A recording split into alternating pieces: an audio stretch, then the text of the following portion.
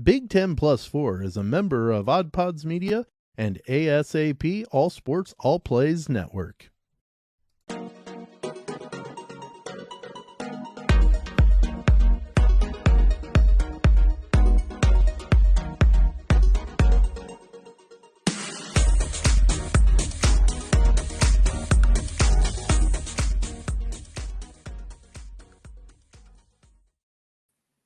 Hello and welcome into Big 10 Plus 4, college sports with a Midwest perspective. And of course, if you're new to the program, we'll get Sam's first thoughts in a moment. Shame on you, by the way. That's what he was lipping. If you're on the audio experience, blue collar and blue blood. That's the way we see our outfit here at Big 10 Plus 4. That is Sam Sprunger, who's really good at other things besides just charades. I'm Dalton Shetler.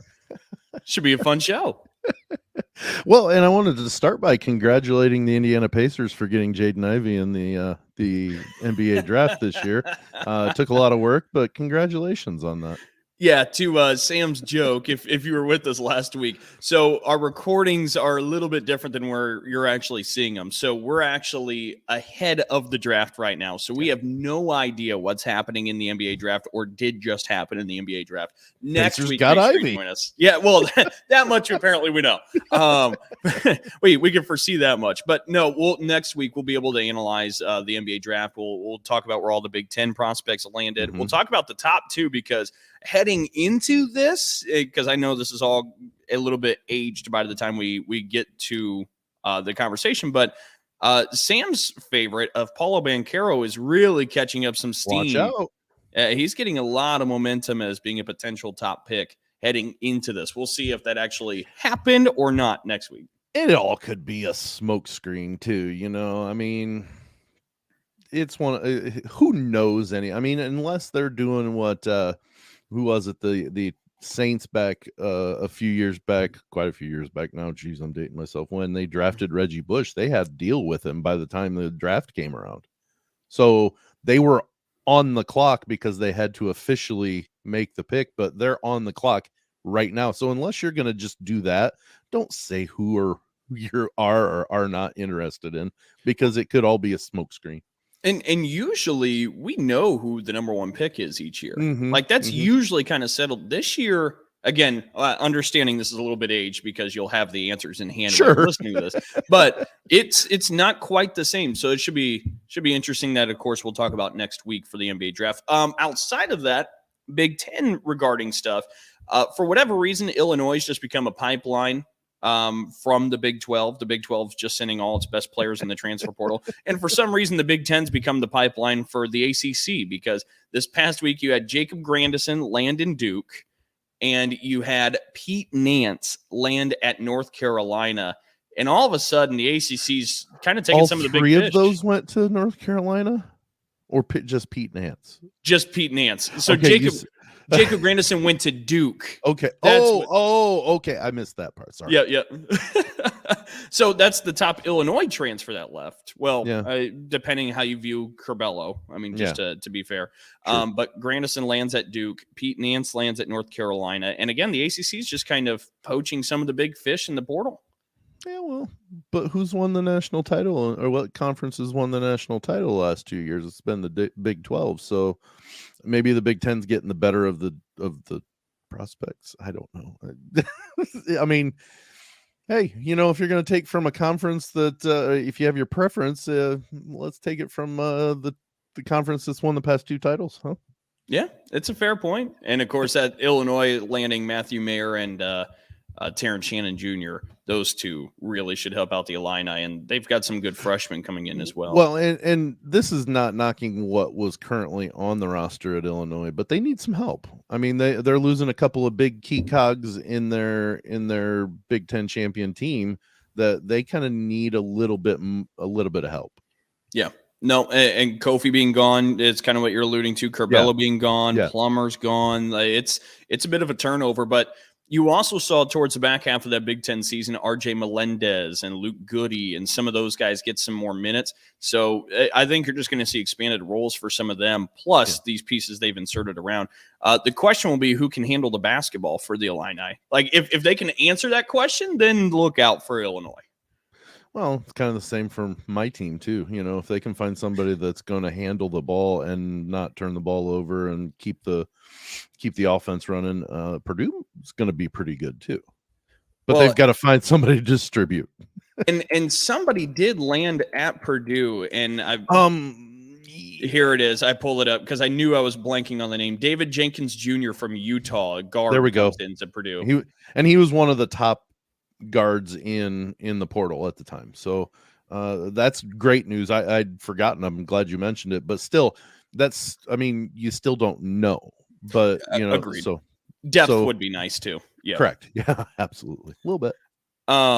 So that's kind of how some of that's shaking up. But since we bring up Purdue, we'd be kind of remiss, especially for myself, Sam. We both grew up in Northeast Indiana and lived around Northeast Indiana for a very long time in the Fort Wayne area. And Sam's a Purdue fan. And he originally committed to Michigan State. Yes. And we're talking a little bit about Caleb Biggie Swanigan passing away at the young age of 25 earlier this week. That was some news that just kind of hit you cold and kind of sent a shiver down you. Yeah, I was actually ending a little mini vacation, and we were at a rest stop, and I got the message, the breaking news, and I kind of just and don't get me wrong, he wasn't my favorite player at Purdue, but he was a top player in my memory from Purdue teams. I mean, he was a player, Big Ten Player of the Year, right, as a sophomore. Yep. So like that tells you the talent that he had to be the best player, or considered the best player in the conference in a year in a conference that is known for basketball. And he'd won big Mr. Basketball in the state of Indiana, and everybody knows that's listened how I feel about what it means to be Mr. Basketball in the state of Indiana. Yeah. And then to know his story on top of that, he was homeless. He was adopted by Roosevelt Barnes, and he was a big boy. When he was in 8th grade, he was over 300 pounds as an 8th grader. And I saw his high school coach talking about it. And he said when he first saw Caleb in the gym before his freshman, or as an 8th grader, he said, I don't see what Barnes is talking about. And then he saw him play, and he's like, well, if we can get the baby fat off of him, he is going to be a really good basketball player. And look what happened. I mean, he took his high school team in Homestead in Fort Wayne, took them to their first and only at this time state title in basketball. He won Mr. Basketball. He committed to Michigan State. Tom Izzo, Michigan State, decommitted for whatever reasons, went to Purdue. And he was an absolute phenomenal basketball player. And I saw some tweets or something from about a year ago, because he'd put a lot of the weight back on. Yes. And one of the tweets from some outlet, I don't even remember what it was, mentioned his weight and wasn't kind of being like concerned about it, almost asked, in a jest way, like what the hell happened. Correct. Yeah. And Damian Lillard roasted them. Yep. You don't know what's going on in his life for him to have something this drastic happen. Be it a health issue, be it whatever. And the reports is natural causes, and he got bigger. So it might have been a natural cause that caused it. When that image was circulating, you could see he was well over 400 pounds. So, I mean, it was at a kind of concern, and who knows what's happened since. And again, it's such a sad story. And to your point, because you bring up some of the background, if you have a chance at some point and you haven't checked it out already, Greg Doyle of the Indy Star wrote a piece talking about Caleb Swanigan in light of the passing, and talked about how it's such a sad story, because here's somebody who was given such hard circumstances, bouncing around from shelter to shelter, jumping on Greyhound buses and just going with his mom, and not really having a home. I mean, being severely obese, somehow able to beat all those odds, become Big Ten Player of the Year, play in the NBA for 3 seasons, and ultimately it just ended up being too much by the end whenever he got out and whatever else he was dealing with. But it was given such a ridiculous slope of odds, somehow beat those, and it just there ended up being too many odds, and it's so sad because it was such an inspiring story, and being, of course, because it's such a young person and you feel for the family and the community. But make sure you check out that piece. But I will throw this in here too, Sam, because I know we'll break here in a moment. My I suppose testimony or experience. He was 2 years younger than me coming up through the Fort Wayne basketball ranks, and so we ended up playing against each other in some travel ball AAU type stuff. Mm-hmm. And this would have been sophomore year Biggie. So it wasn't the slim Biggie. It was kind of the bigger he was Biggie. Still that a bigger Biggie. Yeah.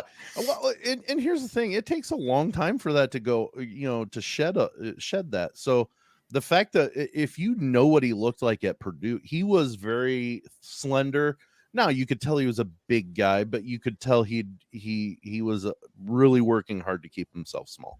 Mm-hmm. Or smaller.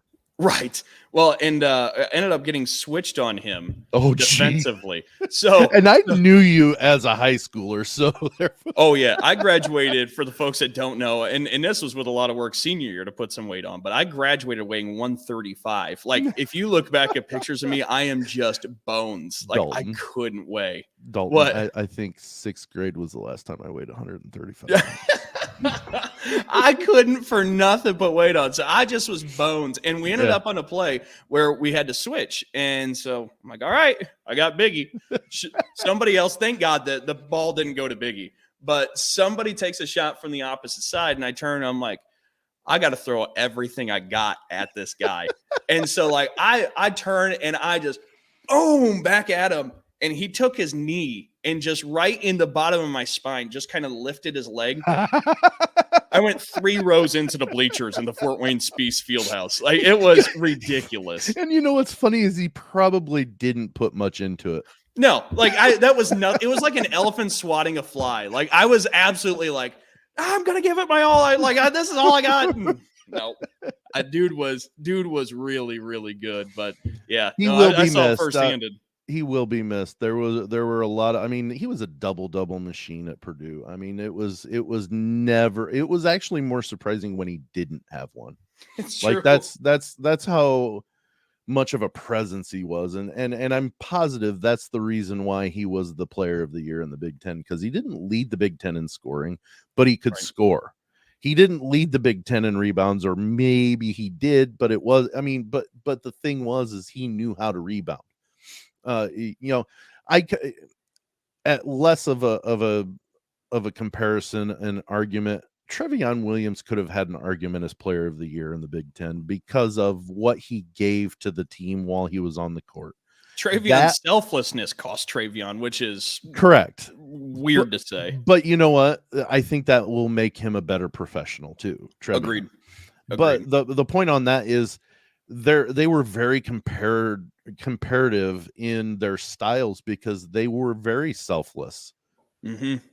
And Caleb would easily rebound outlet, and he would be the last one down the court on the fast break because he'd started it. But it was, he was an absolute presence that while I miss him obviously because he'd moved on to the NBA now, there's no chance at all ever that he could display that. So it's a sad time and a really big shock. And to your point, I was looking up, had multiple 2020 games, set records for double doubles at Purdue, and really ranks among the top in NCAA basketball history, but also broke Joe Barry Carroll's single season record in that sophomore year with rebounding for a single year, which really goes to show you just how dominant he was. But to your point, on behalf of the Purdue family, Big Ten family, the Fort Wayne family, he's sorely going to be missed. Yes, let's go ahead and step aside and move to the second quarter. All right, as we get the second quarter underway, I believe we have a guest now joining us, and there he is, Stephen Brooks from 24/7 Sports. Stephen, how we doing? I'm doing great, guys. Thanks for having me. Absolutely. Now, for those who may not know, Stephen Brooks covers Michigan State for 24/7 Sports, does a lot of football, a lot of basketball, and for some reason our career paths have kind of been intertwined and parallel for a long time. We both were in Goshen, Indiana for a certain window. We both have been up here in mid-Michigan for a certain window. So Stephen and I are just kind of travel buddies at this point. So when one of you moves on to something different, the other one's following, correct? I mean, that's the way it goes. We'll figure that out. Pretty good sign. Yeah. One of us won't be far behind. More than likely. We're a package deal, except I think Stephen's getting a house and whatnot. So Stephen might be cementing himself. Yeah, that was last summer, and so it's been an everyday thing. No, it's been a fun time for the most part. I always say it's very, very fun until it's not, and then it's very, very challenging and the worst thing in the world. But that's a small part of the time, fortunately. Well, and of course, with the house owning, what I've noticed too this week, especially with the 90-degree heat, the sprinklers need to be a running if you want your yard to survive at all. So that's what I'm in good shape now. But first time that we turned on the AC this year, it didn't work. So I'm in good shape now. We're past that, but like I just said, it's great right up until that moment where you flip something on and then it's not anymore. Well, but we're past that. We're good now. I'm all ready for the 90 degrees. Bring it on. Let's go. We just recently had some pretty bad storms come through. I'm in Northwest Ohio, and it knocked out the power, like 98 mile an hour wind gusts. Like it was pretty hellacious, and our power went out. Well, we have a house generator, and it decided to not work. It went out.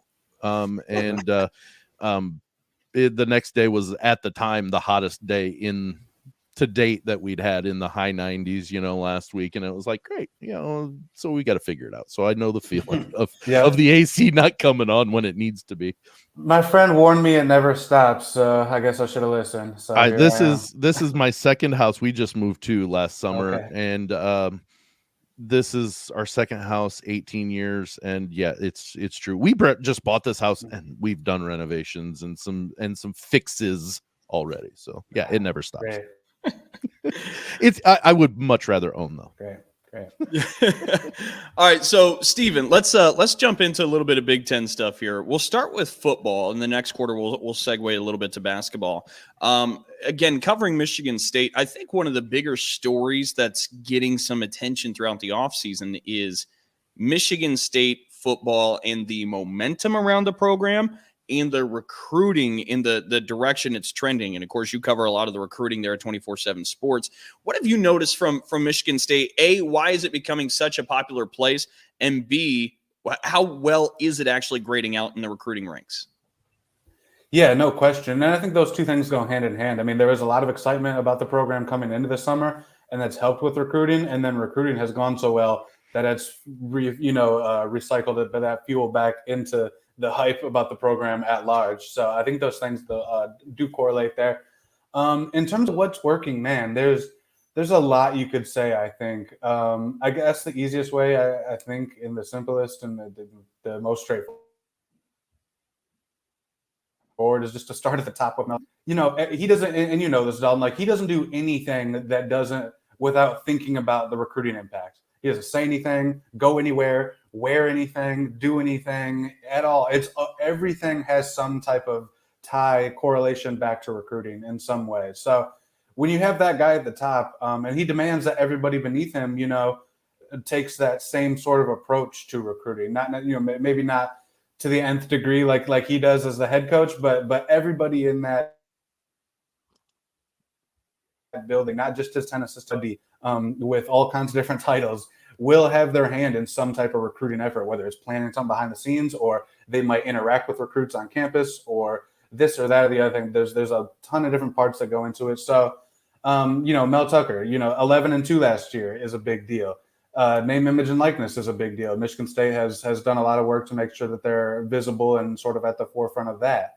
And then you break it down to his staff, and the connections that they have and their track record individually and what they can do. And so it's obviously a very different strategy than Michigan State had employed under Mark Antonio for the last, for the 13 years he was here. And it's a bolder strategy. I mean, they're going coast to coast. They're really not afraid to go into fights with anybody, in terms of on the recruiting trail. And so they're trying to up this talent's roster in a major way, and it's working so far. I guess that's where I just need to spit it out and get to. It's working, and that's what's really impressive. We'll get the best players. We're going to recruit from California to Boston and blah blah blah, but they're actually doing it, and that's why people, I think, are over the moon about where this program is headed. Stephen, what have the Spartans done to help the offensive line? Like last year, K9 was able to cover up those glaring mistakes that the line had. What have they done this year, since he's no longer able to do that for Michigan State? What have they done? I would say not enough. And look, in this world, I think the transfer portal has quickly, changed. Has altered fans' minds and everything to think that like it's just the grocery store. You need something, you go pick it up. Boom, It's all right there. And it's not exactly like that. You can only buy what's on the shelves there. And so I say all that to say, so what have they done? They brought in the big thing that they did is that they did bring in one transfer, Brian Green, who's a veteran guy from Washington State. Started as a walk-on out there, got put on scholarship. He's played guard and center, a dozen starts, I believe, in his career, and maybe 20, 30 career appearances. Played a lot of special teams. So veteran dude who can hopefully step right in day one and at least give you a quality, serviceable backup, but probably even more than that, you hope. You probably hope he can step right in as a starting guard for you. And I think right guard makes sense with Matt Carrick coming off an injury from last year. We still don't know his status. So you're sort of a plug and play guy that can fill in that hole for you. And when Carrick comes back, he can be that first serviceable veteran guy that what you can count on as a back. Guys like that, period, across the board. There's zero outside of starting projected 5. There's I guess other than whoever doesn't win that right guard job, whether it's Green or Carrick. Other than that guy, they'll have, I believe, definitely zero starts, and I don't even know if they'll have any college snaps in the backup in the 2 deep there. Maybe like Dallas Fincher's been in here or there or something on some special teams, but for all intents and purposes, they have no experience in their second string offensive line. So as we all know, one injury away can cripple that thing, and that's the 2022 team and their ceiling and following up last year and all those things. It's what will that offensive line be? And I have major concerns, to be honest. And now we'll certainly be interested because we'll talk a little bit about grading out this upcoming season. Part of the beauty of doing things in this day and age, sometimes the internet just doesn't fully cooperate. Stephen, I'm going to you're lagging just a little bit. If you can maybe try and rejoin real quick, we'll get you right back in. Come back. Okay. Yeah, if that's all right. We'll just see if that maybe establishes a better connection. So we'll get Stephen back in just a moment. But it's interesting because he's talking a little bit about Mel Tucker and the recruiting pitch, why people should be landing in East Lansing. And besides the pictures of Ferraris and Lamborghinis sitting at Spartan Stadium with all the recruits that are coming onto campus, it's interesting because there's such a swagger and a personability about him that correlates with the recruits. And how many other coaches do you see on social media tweeting out pictures of themselves smoking a cigar on their back deck? Like the guy just embodies a swagger that people want to be a part of. He is one of those that he personifies those hidden things that people love to do in private. Like smoking a cigar and showing people he's doing it, whereas some people are like, yeah, I like to have a cigar, but I don't want anybody to know. He just personifies what they want. All right, Stephen's back. Let's get him back in here. Yeah, all you've missed so far, Stephen, is we're talking about Mel Tucker smoking cigars on the back patio and Lamborghinis and Ferraris at Spartan Stadium. So you missed a lot, I guess, rejoining. That's a lot. That's a couple more things. I should have said that. You can listen when people ask why is this working or how is this happening. Those are a couple more things to add on top of the pile, and it all blends in together because there really is no one thing, but it's a lot of different things going on. And I think being fully transparent here, when you look at the Big Ten football landscape, there are certain talent gaps, certain tiers of talent. Oh, yeah. And it starts, even though Michigan won the Big Ten last year, it starts with Ohio State at the top. I mean, Ohio State and they continue to dominate recruiting trails. They just continue to feed the machine. But they're at the top. And, Stephen, I guess what I want to ask you is, as you start working below that, how close is Michigan State coming in terms of closing that gap? And where are they maybe on par with now? Yeah, so you're absolutely right. And am I here? Are you hearing me all right, by the way? I did have a little delay when you were talking there. I think we're good. I think we'll figure it out. We'll go into it. Yeah, start waving your hands crazy or something like that if I'm on a tangent and it's not sounding crazy. So I think Michigan State has probably put themselves in the bottom of that. They've moved up to the bottom of that second tier, I think, where it's basically Michigan and Penn State, as the two other teams that recruit sort of like Ohio State. I think these last two off seasons have put Michigan State right about there. I think, player 1 to player 100, I think Michigan still does have more talent than them. Penn State still does have more talent than them. And look, that's just because they've stacked top 15, top 10, top 20 recruiting classes on top of each other for 3, 4, 5, 6 years or whatever. Whereas Michigan State is just at the beginning of that cycle. I do think that the goal of all this is to get, side by side with Ohio State. As crazy as that might sound to some people, as unrealistic as that might seem to some people, I understand that. Following this every day for 2.5 years now, and it's very obvious that's the goal. Like, that's what Mel Tucker wants to do. That's what he thinks he can do. He did not. I say this all the time, but he did not come here to win 8 or 9 games and go to the Citrus Bowl. Like, I know in previous eras of Michigan State that would have been a success, a rousing success. He didn't come here to do that. Just look at his resume, look at where he's come from. He has a very high standard of living, in college football, in coaching. And so, like I said, he didn't come here to go to the Red Box Bowl, or RIP, whatever that is now. So his goals are bigger than that. And he's recruiting like that. He's trending there. Every offseason, this team's gotten better. 2020 to 2021, no doubt the roster got better. Last year to this year, I do think top to bottom, I do think it's a better talent, a better collection of players, a better team, a better pool of talent than a year ago. I don't know if they'll have the superstar like Kenneth Walker. I don't even know if they'll win 11 games because of it. But I do think when you look at player 1, player 100, I do think this is a better collection of talent this year. So it's all trending in that way, but I'd still put them in that second tier. I think they just second tier when Mel Tucker got here in terms of Big Ten talent.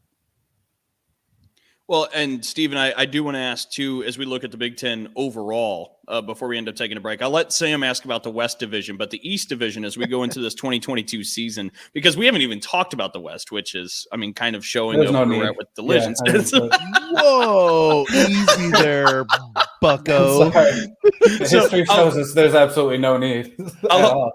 No, I agree.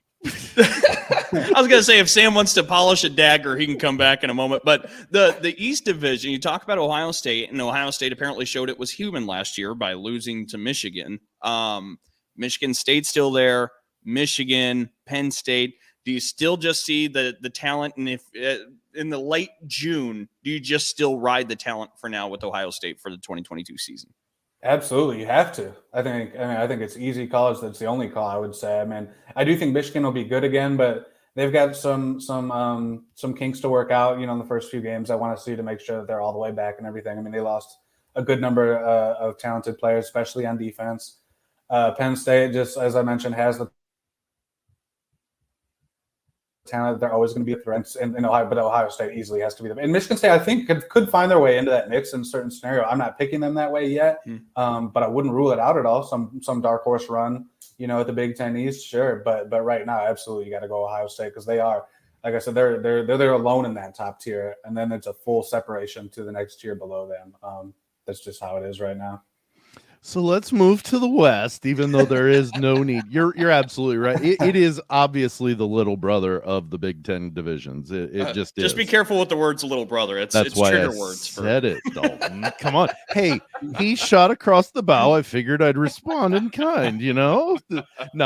I'm a Purdue fan, but the thing is I know, and Dalton will attest to this. I'm not delusional in what the West is, but we've talked. Is there any clear-cut favorite in this division, or is it just whoever can stay healthy and pull off an upset within the division? That probably feels more like it. The latter there. Yeah. It's just for some reason I can't really put my finger on it, but I'm kind of high on Minnesota. And if for nothing else, it just feels like their turn, because it feels like we've just sort of fell into this pattern of Iowa and Wisconsin, whoever's sort of hot, or whoever, like you mentioned, maybe gets hotter at a certain point and wins the one game that they need, to win, to go 9-3 as opposed to 8-4 or whatever and get in there. So I like Minnesota. Again, to recruiting, I like that they've stacked a couple of quality classes together here. I like a veteran QB back, Mo Ibrahim's back at running back. So I think that's a tough game for Michigan State coming in here early on in the Big Ten season. And I'm just gonna, maybe it's just because I want to see somebody new, deep down. Maybe that's really it. But I don't know if I see it yet with Wisconsin or Iowa to convince me. Although I guess they never really convinced me until they're basically in Indy. But yeah, give me Minnesota this year. I just got a feeling. Is maybe the pause more due to the quarterback play from both Iowa and Wisconsin, with Petrus there in Iowa and Mertz in Wisconsin, that they show flashes and it just doesn't stay consistent at all? Is that really kind of maybe the big point? Yeah, absolutely. And I think I've just I'm a little gun shy personally with Wisconsin. They've bit me a few times over the last handful of years where I thought they'd be really good, and then they come out and have a 7-5, 8-4 year, and then I've been down on them. Then they go win 10 games, So they're just a little hard for me to put my finger on, I guess. But I do like what they have. I've kind of stuck with Graham Mertz through some of the down times. And I think maybe he might have a redemption in him in college. And Braylon Allen, I think, is obviously one of the best backs in the Big Ten. He'll be a problem. And again, when you tie back to Michigan State, them and Wisconsin Wisconsin and Minnesota are crossover games this year. So that is why I say, when I think this Michigan State team could be a better team, a better collection of players, I don't think they're going to win 11 games because that schedule is harder. That's just one of the reasons. That's a fair point. And real quick before we hit halftime, just hitting a personal note, Stephen, what year did you graduate from Michigan State? 2014. So with the news recently of Trey Waynes going to retire, did that kind of hit you differently because that was kind of the time you were there and part of one of the great dynasty MSU teams? Not until you just brought it up like that, to be quite honest with you.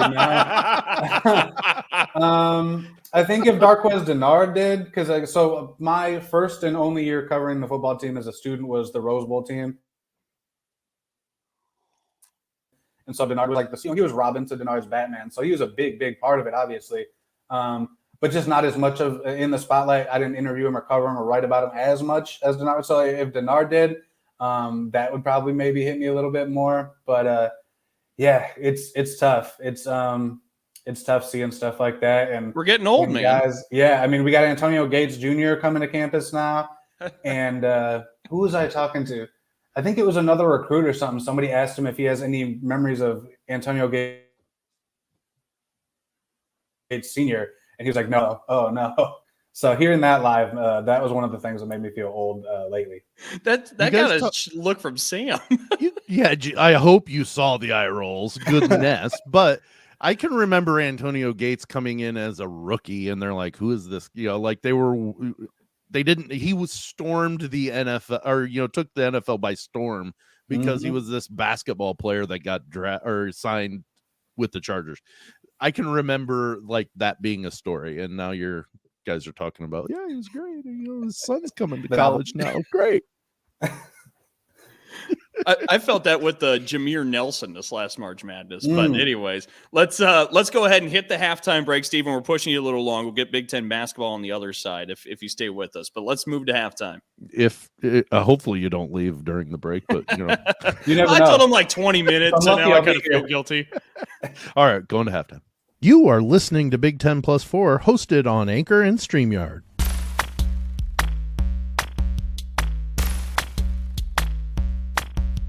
Hi, I'm Lauren. And I'm John. And we host the Beard Owl Podcast, the podcast where we talk about two of the greatest things in the world, beer and Weird Al. and a bunch of other stuff. That's right. Do you like nostalgia? Do you like sibling banter? Do you like beer? Do you like Weird Al? Are you human? If you answered yes to any of those questions, give us a listen. Become one of our loyal commenters.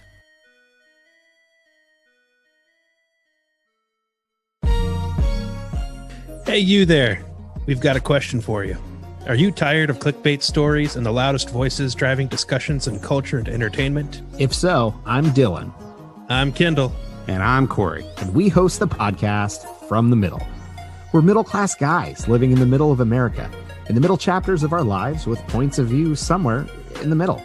We take a more reasonable and centrist approach in our discussions covering genres like comedy, culture, entertainment, and interviews, with really interesting folks like business owners, comic creators, doctors, news anchors, New York Times best-selling illustrators, professional stand-up comics, and more.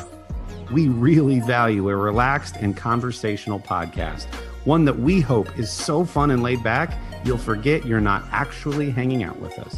So search at From the Mid Pod, just like it sounds, or check us out everywhere you can find podcasts.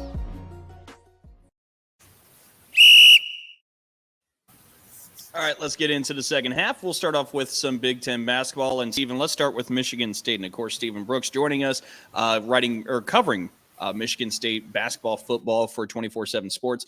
Stephen, as we start off with Michigan State basketball, it's a bit of a different look this year because the last 2 years it's been trying to figure out how do you build a rotation with about 14 guys that could be stepping on the floor at any point. This year's going to look a lot different. How do you see this MSU basketball season?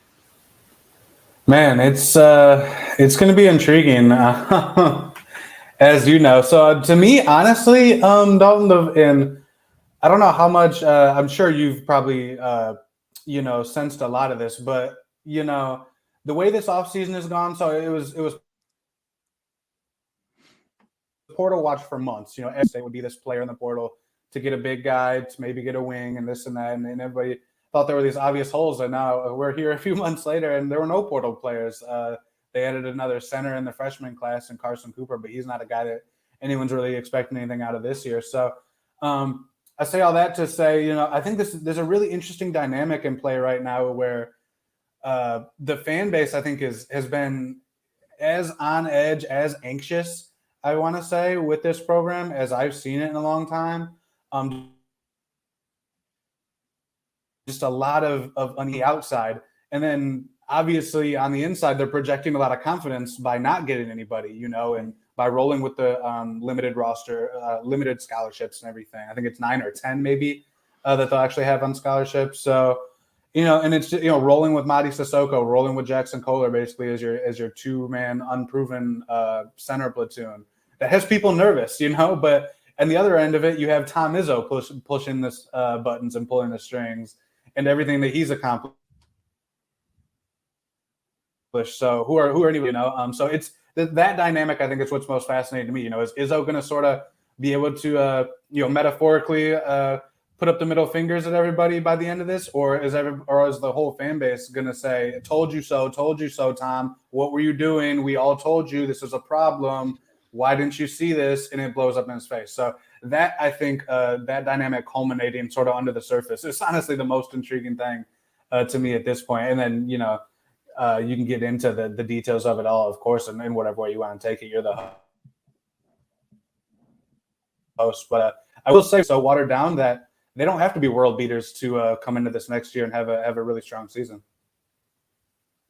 Well, go ahead, Sam. No, I was just going to say, here's the thing. And Dalton knows that this. I've been saying this from day one of our show is, I don't know that you question Tom Izzo. I mean, it's one of those that even if he's trying something, he's allowed to experiment with some things. Be patient with the man. He's, only the winningest Big Ten coach ever. And I understand as a fan, I've been frustrated. I went through, some really lean years with Gene Cady as a Purdue fan. But it was never to the point where I was like, yeah, he needs to go, or, oh, I told you so, or we told you so, because those guys do nothing but win, and they do it in the right way. So don't question. There's an anxiety. I think that's the best way. Like I said, is an anxiety. Yeah. And at the end of the day, everybody is all on the same page. Izzo wants that national championship like nothing else, and the fan base wants it for him like nothing else. And at the end of the day, everybody loves this guy. This guy.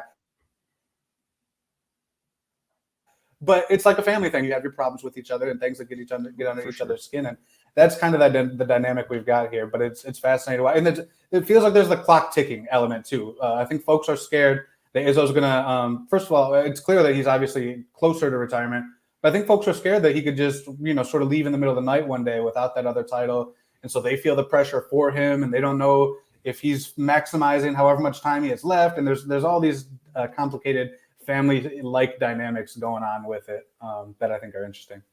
It's kind of a nice way to draw that up. Yeah. I do want to open this up real quick, too. As we look towards the top of the Big Ten, of course, Michigan brings Hunter Dickinson back.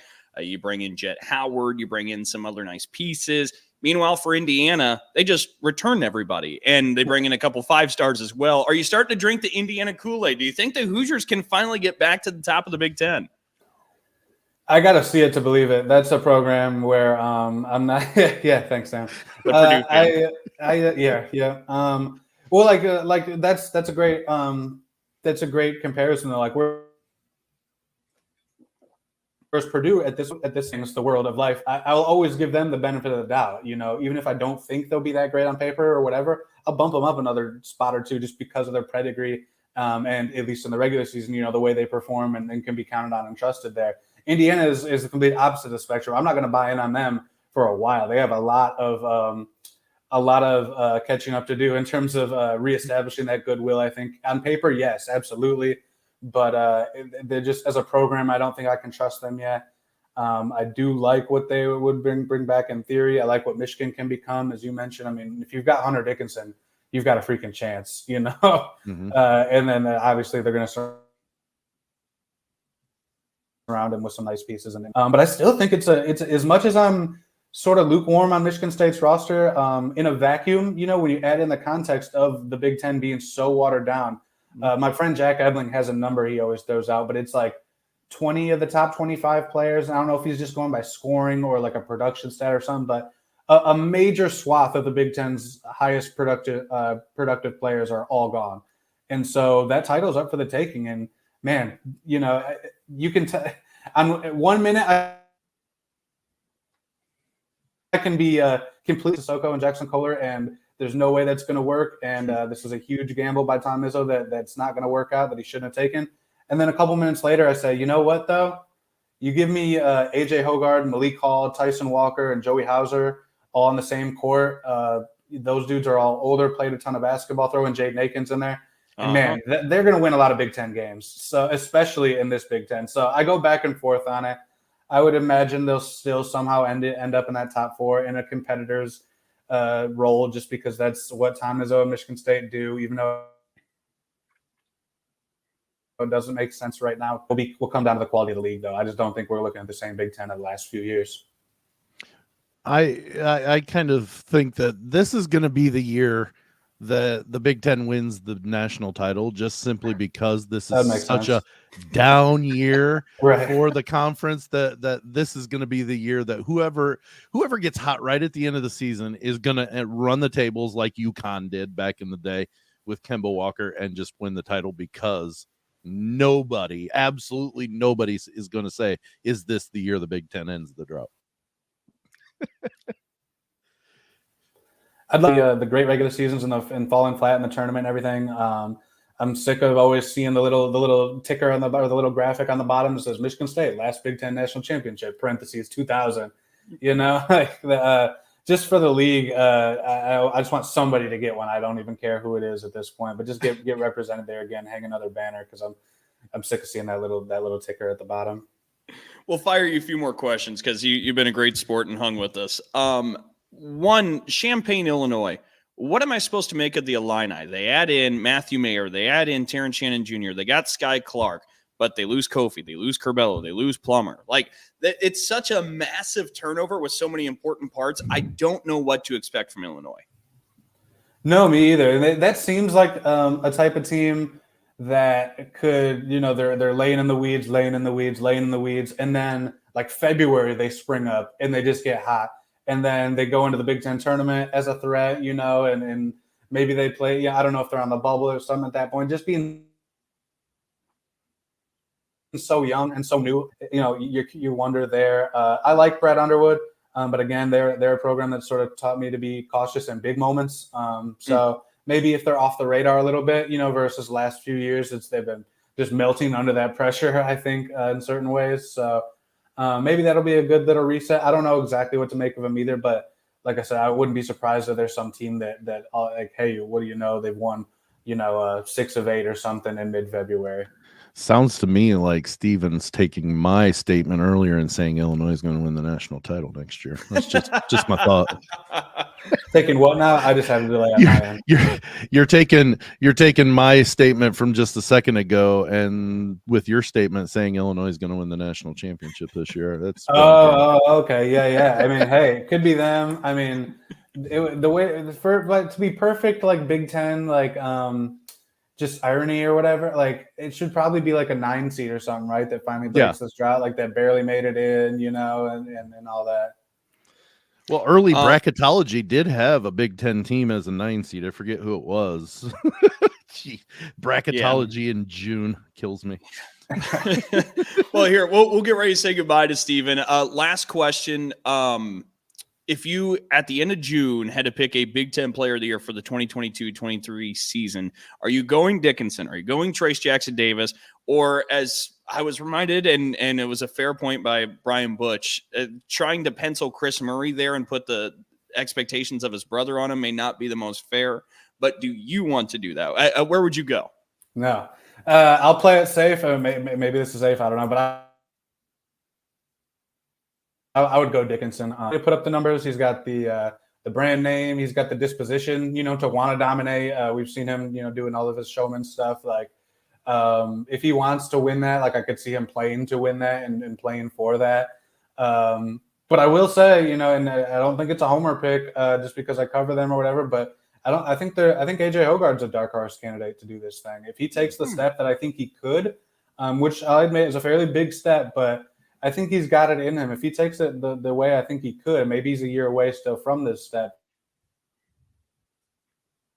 But I think he's got it in him, the 5 best players in this conference this year, and maybe be the Big Ten Player of the Year with the right development. But I want to throw him out at least as a dark horse. Fair enough. All right, Steven Brooks, who covers Michigan State for 24/7 Sports. We want to thank you so much for joining us on Big Ten Plus 4, and we look forward to doing this again. We'd love to have you back on and break things down again. Absolutely. Thanks for coming on. Cool. No, happy to do it.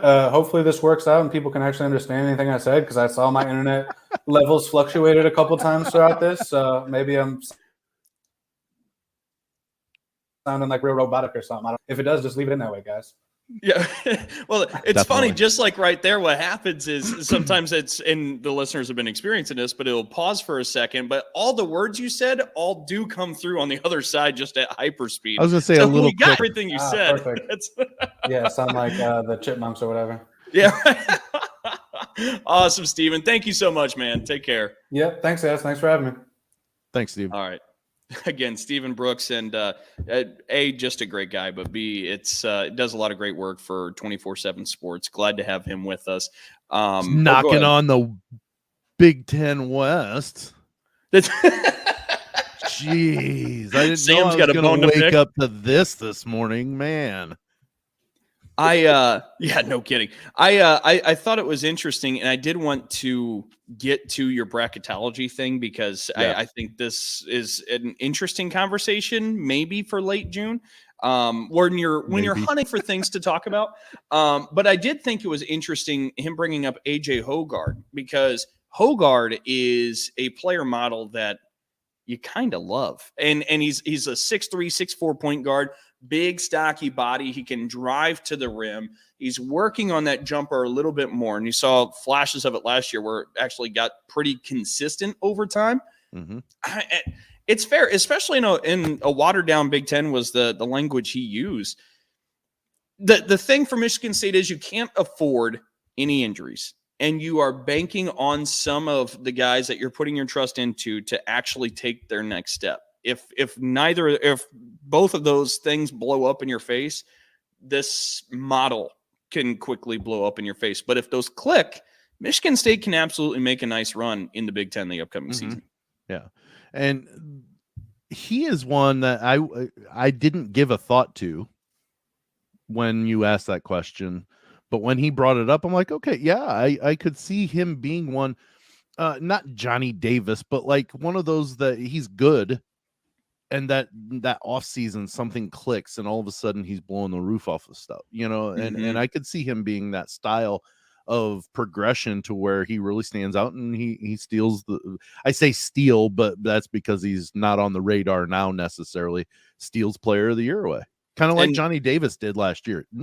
I would highly be shocked if anybody in the preseason said Johnny Davis was going to be the Big Ten player of the year this last year. They didn't. So that's kind of my point is, Hoggard probably is not on many people's radars. No. As player of the year, but he could.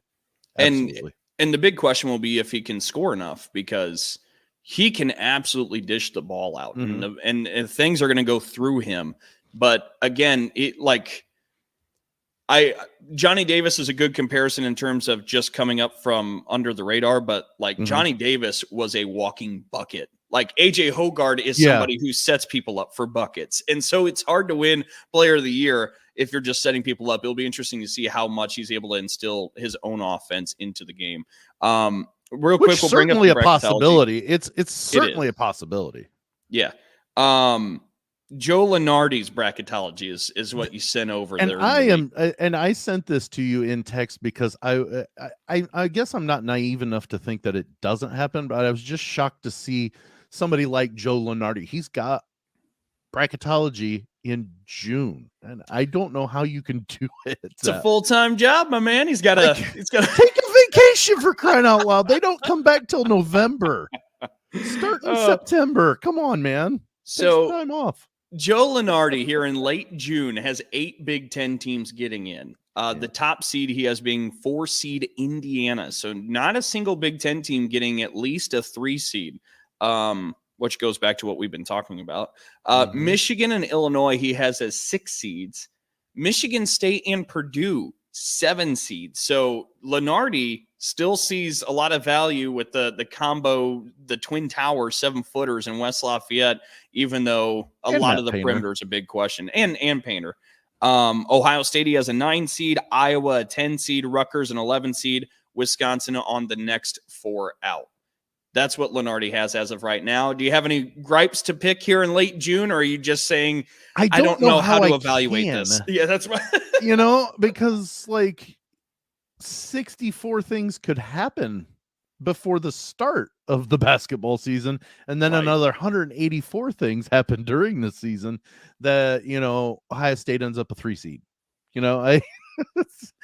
And Iowa's the number 1 top overall seed. Whatever. I'm just making stuff up, but you really don't know. I mean, AJ Hoggard turns into Johnny Davis 2.0 and averages 36 points a game, and Michigan State goes undefeated for the first time for college basketball, first time since 1976.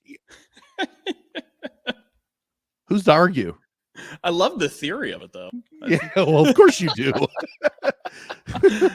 All right, let's. It's tough. It's such a tough, and these guys make money knowing rosters inside and out. But come on, there's still so much in the air. Just give us who you think is going to win the Big Ten or each conference. So let's leave the bracketology. I'm sure Joe Lenardi knows all these rosters so well. Let's prognosticate who's winning the conference first, and then move on. Let's wait till November. Fair enough. Let's we at least know what our rosters look like in November. Gee, it's a good point.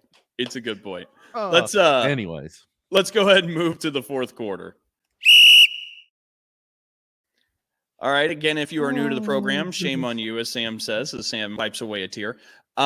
This is the part where we bring up our own headlines. And as always, we start off with Sam Sprunger and the Sam Sentinel. How did we end up always starting with me? It's a good question. It's just become tradition at this point. Well, and you're so kind. You're like, and you're never gonna say, "I'll go first." You're always opening the door for me rather than, making me open it myself. I'm a point guard. Is that what it is? Yeah. You're a distributor.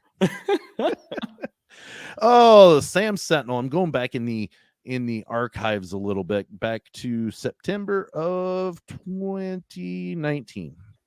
Okay. It's a story that I remember seeing, and I went to look to see if I could get this, and I don't know why I never pulled the trigger, because orange is my favorite color. But back in 2019, there was a fourth grader who, for whatever reason, didn't have enough or have the ability to purchase a University of Tennessee t-shirt to wear to school for college, your college day or whatever. Mm-hmm. So he had an orange t-shirt, and he took a pencil and drew U of T on it and tried to fill it in as well as possible. And he wore it to school. He was proud of his volunteers, so he wore it to school. And he a bunch of other students made fun of him and kind of bullied him about it and made fun of him. And the teacher took the day's events to the social media. And let's see, what's the young man's name? I don't know if the article gives it.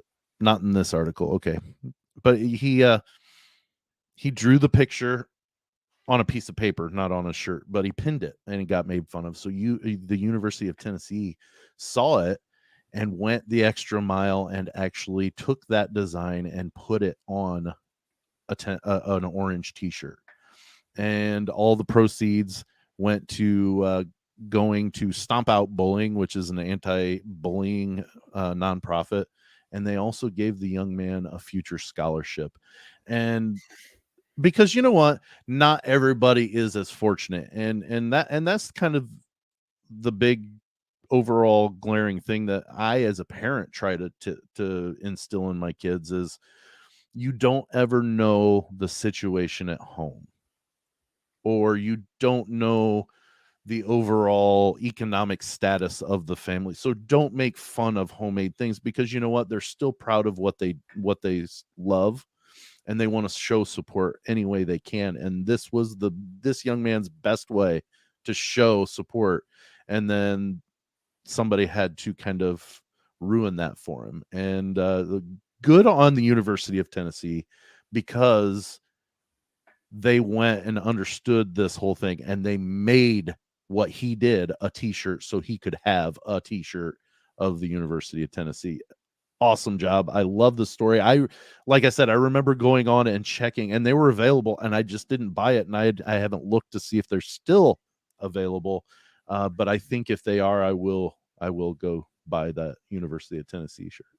Absolutely. It's a heartwarming bit. And to your point, tip of the cap to Tennessee for seeing this and making it into something even more special than what it already was. That's awesome. That's a good CM Sentinel. Yeah. For the Dalton Daily, I'm going to keep with the Michigan State theme, because why not, right? Shocker. I'm not at all making fun of you, Dalton. I'm just calling a spade, right? You're right. In the last week or so, a Michigan State alum and current Indianapolis Colts strong safety Khari Willis had announced that he is going to retire. Now, Khari Willis has only been in the NFL with the Indianapolis Colts for 3 seasons. He was a year out from getting his first real shot at free agency and getting maybe that big payday. Again, starting as a strong safety really early in his NFL career, has so much promise, but he decides to walk away. And you might be asking yourself when you hear that, is it because of injuries? Is it medical related? What could possibly drive a 26-year-old, I believe he's 26, to walk away from the game already? And the reason was he's going to pursue ministry. He wrote in a long post on Instagram that he talked about, that he's through much prayer and deliberation, that he feels that his calling is, actually I have the quote now, quote, "With much prayer and deliberation, I have elected to officially retire from the NFL as I endeavor to devote the remainder of my life to the further advancement of the gospel of Jesus Christ," end quote.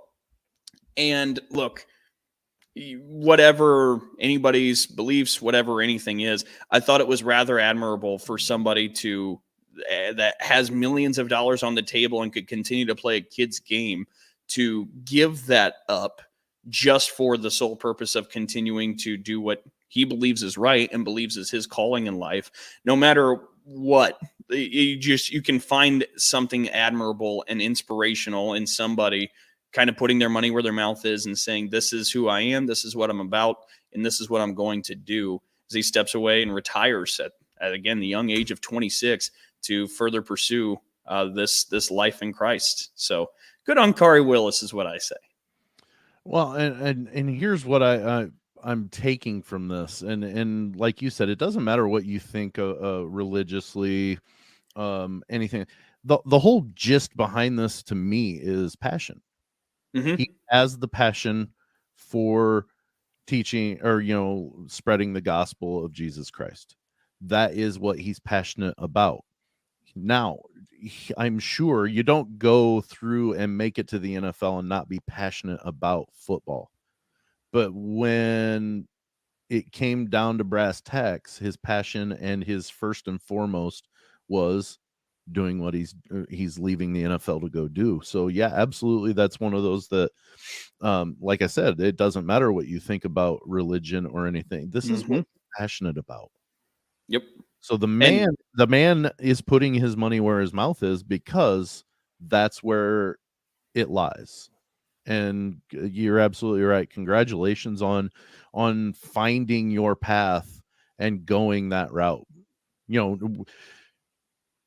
There are many things that keep you from things that you want to do with your life as your passion. And I'm going to keep repeating passion in there because that is clearly what it is. And he was able to move those things out of the way, and there it was. And so, yeah, congratulations. That's amazing. That's great. It's really cool. And again, native of Jackson, Michigan. And some folks might remember at one of the Big Ten luncheons back when that was a thing before COVID-19 hit and derailed everything. He was the keynote speaker. And it might have been the last Big Ten luncheon, actually, before COVID. And his big message was be a light in your community. Don't ever let anybody put the light out. Be a light in the community. And here, 3-4 years later, he's living up to it. So he's doing it. It's pretty impressive stuff from Khari Willis. Look, as we get ready to say goodbye, Sam, usually I hand the baton over to you. You want to let everybody know where they can find us? You didn't hand it. Oh, sorry about that. Yeah, thank you. Jeez. No problem. I can't speak until I've got this. And no, if you're watching, you can look at the top of the screen, and I've dubbed this our guest overlay, Dalton, because everything shifts. It is an overlay is exactly that. It lays over what everybody's seeing. Well, it would have cut Steven off. We would have seen his eyes, and that's it. So this is our guest overlay. But if you look at the top of the screen, you get the 3 big ways to be able to find us. Twitter, Big Ten at Big Ten +4. Spell it out, Dalton. Don't put the symbol sign. Noted. Spell out plus. Okay. Big Ten +4. Big Ten +4 with the plus sign on Facebook. I know it's difficult. They won't let you have special characters in Twitter other than the @ sign and underscore. I don't know why, but anyways, and then find us at oddpodsmedia.com. We have a page there that you can find our most recent endeavors, and you can find all the rest of the Odd Pods Media family network of shows there. We're also on ASAP Network. We're stream every Friday at 8:45 unless something happens to where we can't get it out at that time. But we've kind of dubbed that our time slot. So 8:45 on ASAP Network. Yeah, I mean, hit us up. We love hearing about what you think about our topics. If you think we're full of malarkey, I love that word. But or whether we're right on or something we're missing. So yeah, there we go. Oh, good enough. All right. So make sure you check us out everywhere. And that'll do it for this week from us here at Big 10 Plus 4. That's again Sam Sprunger. I'm Dalton Shetler. And until next week, so long, everybody. See you later.